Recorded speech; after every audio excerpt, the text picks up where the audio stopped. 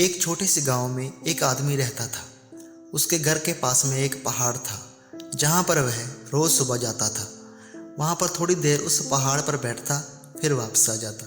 तो रोज की तरह वह सुबह सुबह जा रहा था। पीछे से उसका छोटा सा बेटा आया। उसने आकर के उसका हाथ पकड़ लिया और कहा कि आज मैं भी आपके साथ चलूँगा। उसने पहले तो उसे थोड़ा सा समझाया और मना किया।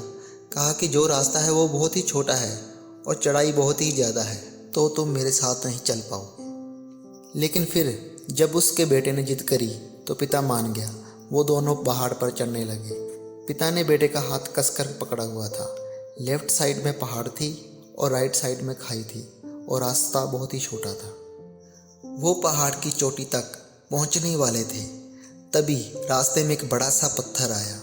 क्योंकि पिता उस रास्ते से रोज आता था तो उसको पता था कि वहाँ पर एक पत्थर है, तो वह साइड से निकल गया। लेकिन जो बेटा था उसका ध्यान कहीं और था, तो उसका घुटना जा करके उस बड़े से पत्थर से टकरा गया। उस बच्चे के मुंह से एक चीख निकली और जैसे ही वह चीखा उसकी आवाज़ उन पहाड़ों में गूंजने लगी। इससे पहले उस बच्चे ने कभी भी अपनी आवाज़ की गूंज नहीं सुनी थी, तो उसे समझ नहीं आ रहा था कि ये क्या हो रहा है। वह अंदर से थोड़ा सा घबरा गया और उसे लगा कि शायद कहीं कोई है जो कि छुपकर उसे देख रहा है और उसका मजाक उड़ा रहा है। फिर उस बच्चे ने बोला, कौन हो तुम? तो जब उस बच्चे ने इस गूंज को सुना तो उसे गुस्सा आ गया। उसे लगा कि कौन है जो मेरा मजाक उड़ाए जा रहा है।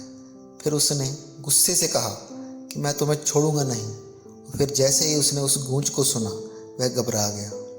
उसके पिता समझ गए थे कि क्या हो रहा है।